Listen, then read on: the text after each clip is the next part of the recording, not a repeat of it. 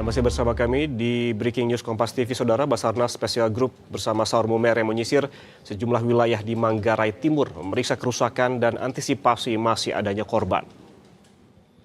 Basarnas bersama SAR menyisir sejumlah titik bangunan yang terdampak gempa di Kampung Waso, Manggarai Timur.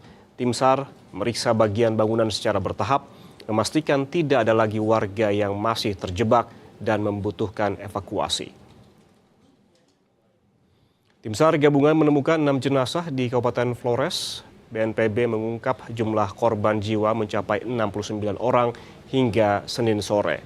Sementara itu, sebanyak 292 terluka akibat gempa magnitudo 7,7 mengguncang NTT pada Sabtu lalu. BNPB mencatat 300 rumah rusak berat dan 500 rumah rusak ringan. Sejak Sabtu lalu, BNPB mencatat lebih dari 1.500 gempa susulan. 4 gempa diantaranya dirasakan oleh warga. Untuk memantau situasi terkini pasca gempa di NTT, kita sudah terhubung dengan jurnalis Kompas TV, ada Kalik Taus di Kupang NTT. Kalik, selamat pagi. Bagaimana proses distribusi bantuan dari Kupang pada pagi hari ini menuju ke daerah terdampak gempa, Kalik? Baik, selamat siang, Ian Rahman dan juga saudara. Dapat saya informasikan bahwa posisi saya saat ini berada di posko tanggap darurat BPBD Provinsi Nusa Tenggara Timur, begitu. Nah, saat ini saya ingin memastikan bantuan apa saja yang telah disalurkan dari pemerintah provinsi, juga dari berbagai elemen masyarakat yang datang ke sini untuk menyalurkan bantuan kepedulian mereka kepada saudara-saudara mereka di Pulau Flores yang terdampak gempa, begitu. Sampai saat ini, informasi yang saya dapat memang pengiriman logistik atau bantuan-bantuan yang sudah ada di posko darurat ini belum terkirim atau belum disalurkan ke wilayah Flores yang terdampak gempa karena memang kesulitan akan akses transportasi, maksud saya begitu, Ian. Oke, menurut rencana targetnya kapan bantuan ini akan segera dikirimkan? Dan tadi selain juga masalah transportasi ataupun soal distribusi, apalagi yang menjadi kendala yang sempat diungkapkan oleh tim SAR di sana? Baik, sampai saat ini memang dari BPBD Provinsi Nusa Tenggara Timur terus berkoordinasi bersama pihak TNI Angkatan Udara yang memiliki armada Hercules untuk pengiriman bantuan logistik ke wilayah terdampak, begitu. Iya. Selain itu juga memang pantauan saya sejak pagi tadi di pelabuhan juga sampai saat ini memang belum ada informasi akan pengiriman logistik ke wilayah terdampak, begitu, Rama. Oke, berarti artinya kendalanya apakah di jumlah armada untuk mengantarkan distribusi kah, di cuaca kah, atau seperti apa?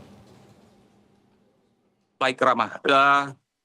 Sebenarnya kendala utama adalah armada karena wilayah NTT kita ketahui bahwa Goras adalah wilayah kepulauan sehingga memang akses tercepat untuk pengirim logistik bagi saudara-saudara kita yang mengalami bencana alam di Flores itu paling cepat adalah transportasi udara, begitu.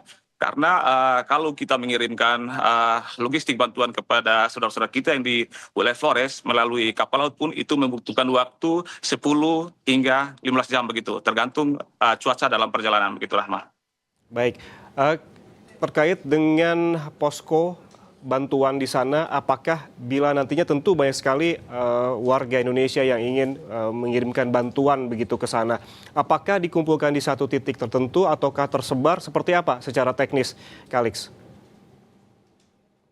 Baik, Rahma dan juga saudara, secara teknis memang posko ini didirikan pemerintah Provinsi Nusa Tenggara Timur sehingga semua bantuan baik dari masyarakat ataupun dari siapapun dermawan yang mau meringankan beban saudara-saudara kita yang mengalami dampak gempa di Flores, sehingga ini menjadi satu pintu, begitu, Rahma, sehingga bantuan yang akan disalurkan tepat sasaran di wilayah yang terdampak, begitu, Rahma.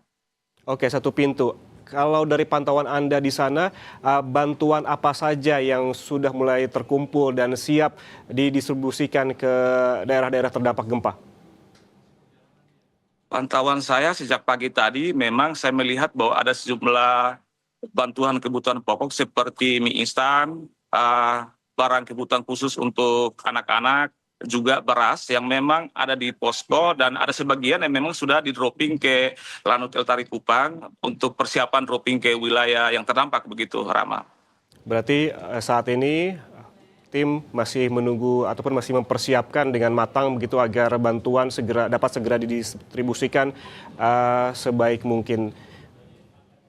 Dan juga kita lihat tadi bahwa seperti Kalix bilang bahwa memang ada sejumlah kendala mengapa hingga saat ini proses distribusi belum juga dikirimkan ataupun bantuan yang saat ini menjadi satu pintu dari Kupang menuju ke termasuk ke Kabupaten Manggarai belum juga dikirimkan karena terkendala memang armadanya karena pertimbangannya beberapa hal termasuk jumlah armada yang memang belum mencukupi dan juga pertimbangan cuaca.